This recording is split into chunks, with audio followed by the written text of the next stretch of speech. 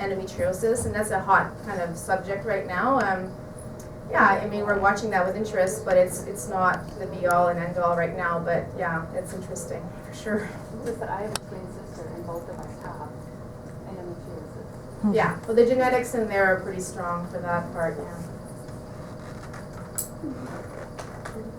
You spoke about suppressing the menstrual cycle to help with pain, but could you speak about whether or not that also prevents the growth of the endometriosis, or some people worry that maybe the estrogen could fuel the growth of it because if it's fueled by estrogen?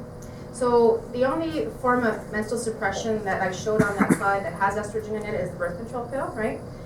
So let's talk about that first. So the first question is, does it prevent growth of endometriosis? I can say that it does stabilize endometriosis. It also it may make it inactive.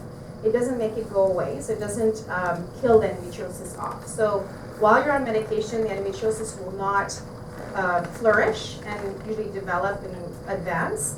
But if you stop the medication, whatever endometriosis was there will still be there, right? Now, estrogen-containing birth control pills, the overall effect of birth control pill is progestational. So there's two hormones in the birth control pill, estrogen and progesterone, right? So the progesterone effect is stronger than the estrogen effect in the birth control pill, meaning if you do an ultrasound of the uterus on birth control pill, I showed you the uterus, how it becomes lush and thick and all that, and if I scan somebody at mid-cycle, the endometrial will be like 6 millimeters thick and have this nice line between. It's really nice. It's waiting for a baby, right?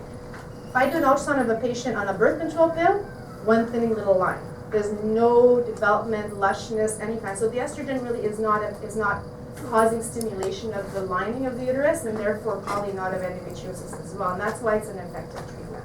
So you don't need to worry about the estrogen in the birth control pill. It was designed in there to make the birth control pill easier to take, to make the menstruation better controlled, so you wouldn't have spotting, that kind of thing, just to stabilize the lining, but it doesn't stimulate the lining.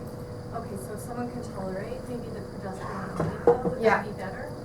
I'm not saying it's better, it works well as well. Progesterone only treatments work very well. And they tend to suppress ovulation better. Not the Micronor, which is you're talking about the progesterone only pill, but other treatments that are targeted to endometriosis, like stronger progesterone, like Dionagest and Norlutate and Depo-Provera, those kind of progestins tend to suppress ovulation, because if ovulation is painful, you know, if you're just on the low-dose birth control pill, you might have occasional breakthrough ovulation, and that may be painful still, right? You won't get pregnant, but it's still painful. So if somebody doesn't have pain, would you still recommend suppressing the cycle to? That's a really good question. That's a really good question. You mean someone's been diagnosed with endometriosis, but they don't have pain? It really depends on where they are in their life and what kind of endometriosis they had. If someone's had cysts of endometriosis, endometriomas, like cysts, that have been removed, and they're young and want to preserve their fertility, I do recommend going on the pill continuously, because it's been shown to prevent recurrence of cysts. Because every time a cyst is made in the ovary, it damages the ovary to a certain degree. It decreases the amount of eggs in the ovary. And I'm talking, this is severe endometriosis. When you have endometriomas, we're talking severe, not cysts of ovulation, other kind, I'm talking endometrioma. So let's not confuse the two, right? Not ovulation cysts, nothing like that. That doesn't damage your ovary, that doesn't cause any fertility issues. It's endometriomas. If someone's had that surgery and had that removed and is young and wants children, I will recommend being on the pill. In the situation you're describing, it really depends on the stage and what fertility. It's really a fertility preservation issue at that point. Okay. We have time for one more question. Well, scientific question. I'm just wondering if there's evidence of endometrial issues changing or developing with age. Just because I've noticed kind of different effects in my body responding differently as I age since I've been diagnosed, and even just with the birth control when I started on it at the age of 16 with the different estrogen levels and progesterone. Just wondering if anything related to that, where maybe there's more estrogen receptors or progesterone receptors, or that's a good question. That's a really good question. So there is definitely an evolution of lesions over time. So if you do a sequential, and David Redwine did this, he did sequential laparoscopies on the same patients.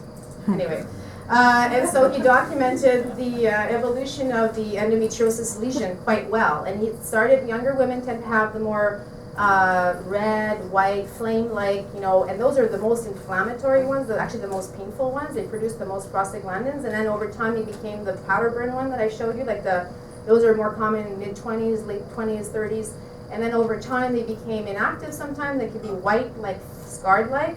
So there is definitely a change, and that's one message I forgot to say, and I'm so glad you brought this up.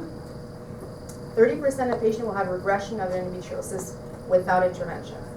So it does go away, some of them can go away on their own as well. When they did sequential laparoscopies in some studies, like a year apart with no treatment, a third of the patient's lesions had improved. So there is, like, that's where the lifestyle modification, diet changes, that kind of thing. It's an inflammatory condition, like arthritis, right? We all know arthritis gets better, gets worse certain times of the month, certain times of the year. Endometriosis is the same. So you can't always assume it's going to get worse, and there's certainly things you can do to make it better. So that's a really positive, you know, message to promulgate. Just in regards to that, you said 30% will regress. So are those people who've had children, do you know at all? These were just a year apart. They were a year apart. It was a randomized controlled trial, which is the best kind of trials that we have in medicine, meaning half were treated, half weren't treated.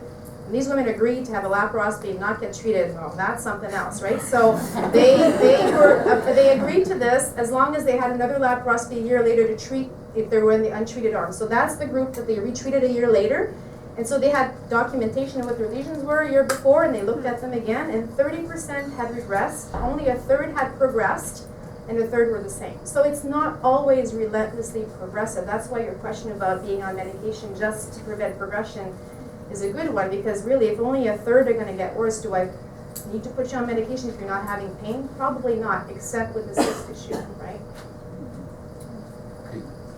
That was